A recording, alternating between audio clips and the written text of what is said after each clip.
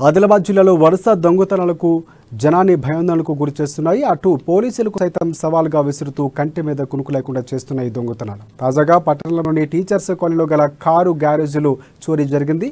వేకువజామున గ్యారేజీలోకి చొరబడి బీరువాను పగలగొట్టారు. అందులో ఉన్న 40,000 రూపాయలను నగదును దోచుకువెళ్లారు.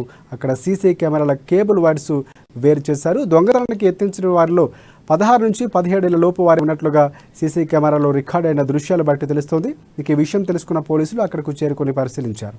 ఫోరెన్సిక్ నిపుణులు రప్పించి సాక్ష్యాలను సేకరించారు. బాధితుడి ఫిర్యాదు మేరకు కేసు నమోదు చేసుకుని దర్యాప్తు చేపడుతున్నారు.